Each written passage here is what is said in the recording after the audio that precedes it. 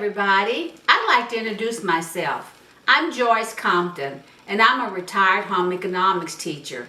I taught high school home economics for 34 years in the public school system. One of the subjects that I taught was nutrition and food science.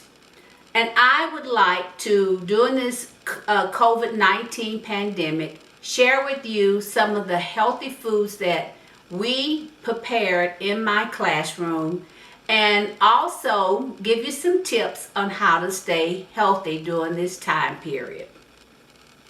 A healthy diet equals a healthy body. This is one of the best defense against any disease. So my goal is to teach and introduce some cooking skills and techniques to you that you and your family can do at home.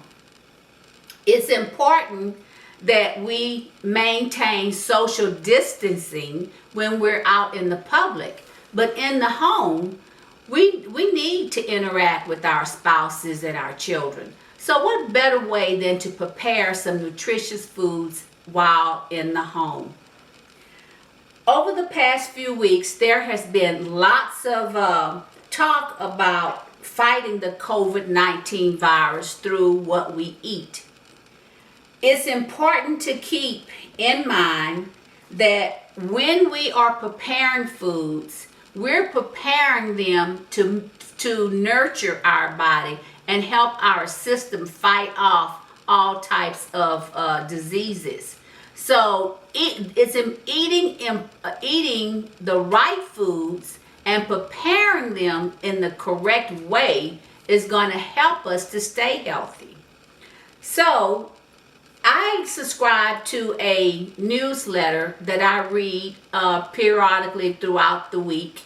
And in this newsletter that I subscribe to, is a nutrition newsletter, there's been lots of research on what people were eating and how they were feeling during different types of illnesses.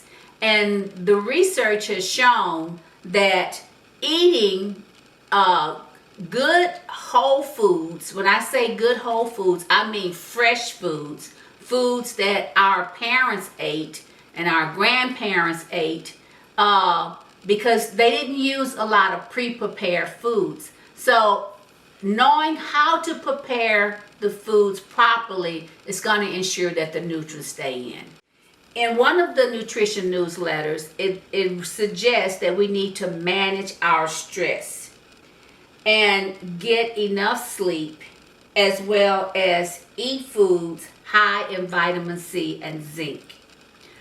I want to talk to you a little bit about managing your stress. One way to manage your stress is to develop a routine time to go out and walk. Research has shown that walking is probably one of the best stress relieving activities that you can do. It helps to manage your blood pressure. It helps control weight.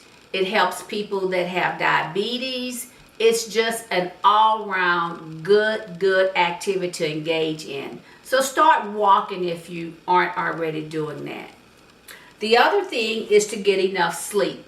The research says that you need to get at least 6 hours of sleep a day. And I know a lot of you may not be working right now. You may be staying up late looking at movies and so forth. But make sure that you go to bed at a decent time where you can get in at least 6 hours. 6 to 8 hours of sleep is crucial for your health. So the least that you want to do, the least that you can do is get in at least 6 hours, but 8 is even better. And then, of course, eating vitamin C and zinc rich foods. So vitamin C, there are two types of vitamins. There's a fat-soluble vitamins, and then there are water-soluble vitamins. Water-soluble vitamins need to be intaked daily. Fat-soluble vitamins, not so much, because they stay in the body because they are absorbed by the fat. So vitamin C, being a water-soluble vitamin, needs to be intaked daily. We can do that best by the foods that we eat. We already know that your citrus fruits, such as your lemons, oranges, and grapefruits, are good sources of vitamin C. But there are other foods that are good in vitamin C. Wonderful vegetables and also fruits. So strawberries are high in vitamin C, papaya, mango, kiwi. Those are fruits that you can have on a daily basis, and also pineapple. But it's best if they are fresh and not frozen or canned. So you want to get some fresh fruits in. Then there are vegetables that are also high in vitamin C. I bet you didn't even realize that broccoli is high in vitamin C. It's an excellent vegetable for vitamin C. One that I try to take in every day is kale. It's high in vitamin C. I normally have this kale salad just about every day because it helps me in so many different ways. And there are peppers, sweet peppers, that are high in vitamin C. In addition to those, there is cauliflower, Brussels sprouts that are high in vitamin C. And who doesn't love Brussels sprouts, right? Vitamin C rich foods, anything that is dark green, is going to give you some vitamin C. Let's talk a little bit about zinc. Zinc is a mineral. It's what we call a trace mineral. It is the only mineral second to iron. And we all know that we need iron. Iron is that mineral that keeps us energized. If we don't have enough iron, we tend to be lackadaisical and tired. Well, zinc is a trace mineral second to iron. And so there are some foods that are rich in zinc. Your meats, such as beef and pork, chicken, your shellfishes, such as lobster, crab, shrimp, oysters, they are rich in zinc. Also, your legumes, such as lentils, beans are high in zinc. Your dry beans, your kidney beans, your little red beans, all of those are good quality foods for getting in your zinc. There are other whole foods that are also good for your diet, for you to stay healthy and fight off diseases. These are your colorful vegetables, such as red onions. I like to use turmeric. It is a root vegetable, and I'll share with you some turmeric dishes along the way. And of course, garlic is good to incorporate in your food preparation, and fresh ginger. I have a wonderful recipe that I'm going to share with you with making to make fresh ginger. It's a beverage I'm going to share.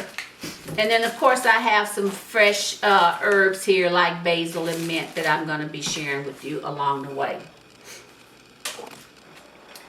Before I leave, I'd like to say that I am so grateful that you're listening to this presentation. I hope in the weeks to come that you will continue to join me, because I will be doing some preparation of foods that I think are going to help you maintain good health. When cooking vegetables, it's important to not overcook. When cooking meats, it's the same thing, because when you overcook something, you're destroying the nutrients. It is much more practical to get nutrients in if the foods are at its whole and raw. But we can't always digest raw foods, so we have to cook them. That's where cooking the correct temperature and the amount of time is important to maintain good vitamins and minerals in that food. And that is my goal. So I thank you for listening, and until I see you next time, Please be safe and healthy. And if you have any comments or questions, you can reach me at my email. It is jmcomp74@gmail.com. Again, Joyce at jmcomp74@gmail.com. And until next time, be safe.